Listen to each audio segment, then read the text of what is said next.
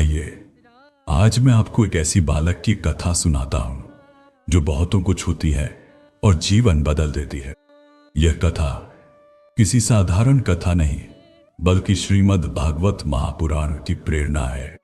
धीमा गंभीर स्वर में सोचिए, अगर आपको पता चले कि आपके पास केवल 7 दिन बचे हैं तो आप क्या करेंगे? दौड़ भाग करेंगे, डरेंगे, या जीवन का असली सत्य जानने की कोशिश करेंगे? आज मैं आपको ले चल रहा हूं एक राजा, एक श्राप, 7 दिन और ऐसा ज्ञान जिसे जानकर मृत्यु भी पराजित हो गए और जिसने जीवन को एक नया दृष्टिकोण दिया। श्रीमद् भागवत महापुराण केवल धार्मिक ग्रंथ नहीं है, यह मानव जीवन का पूरा नक्शा है जो हमें सिखाती है कि डर से कैसे मुक्त हो, अहंकार कैसे तोड़े, रिश्तों को समझे और मृत्यु से कैसे न डरे। भागवत कहती है मनुष्य की सबसे बड़ी समस्या दुख नहीं अज्ञान है, और यही अज्ञान समाप्त करने के लिए इसे रचा गया ताकि हर व्यक्ति अपने जीवन में सही निर्णय ले सके।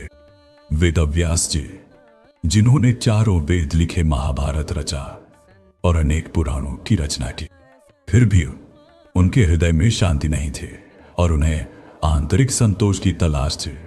एक दिन वे बैठे बैठे सोच रहे थे, मैंने सब लिखा फिर भी मन खाली क्यों है? तभी नारद मुनि आए और बोले, हे व्यास, सब कुछ होते हुए भी आप दुखी क्यों हैं? और समाधान क्या है? व्यास जी ने कहा, मैंने धर्म कर्म ज्ञान सब लिखा परंतु आत्मा को तृप्ति नहीं मिली।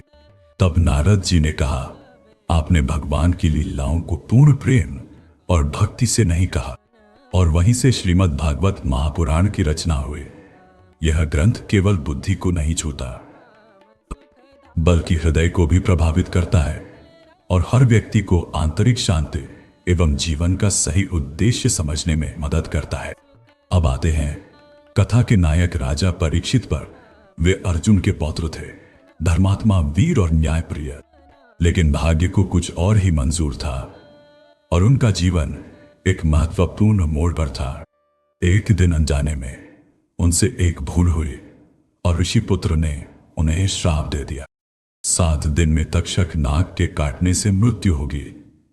7 दिन, केवल 7 दिन। सोचिए, आप होते तो क्या करते? राजा परीक्षित ने भागना नहीं चुना, रोना नहीं चुना, बल्कि राजपाट त्याग दिया और गंगा तट पर बैठ गए। उन्होंने कहा, अब शेष जीवन भगवान को समर्पित होगा। और यहीं से भागवत कथा का वास्तविक आरंभ होता है। हम सब राजा परीक्षित जैसे ही हैं, फर्क बस इतना है कि हमें श्राप सुनाई नहीं देता, लेकिन समय हर दिन हमें खा रहा है। तनाव, डर, भविष्य की चिंता, रिश्तों की उलझन भागवत हमें सिखाती है जब मृत्यु निश्चित है तो डर क्यों? जीवन का उद्देश्य सिर्फ कमाना नहीं बल्कि समझना है। और अगर आज आप परेशान हैं, उलझे हुए हैं, रास्ता नहीं दिख रहा, तो यह कथा आपके लिए है और आपके मन में दिशा जगाएगी। आज हमने जाना भागवत क्यों रची गई, या किसके लिए है और आज भी क्यों जरूरी है। अगले वीडियो में सुनेंगे राजा परीक्षित को श्राप कैसे मिला, तक्षक नाग कौन था और सुखदेव जी का दिव्य प्रवेश।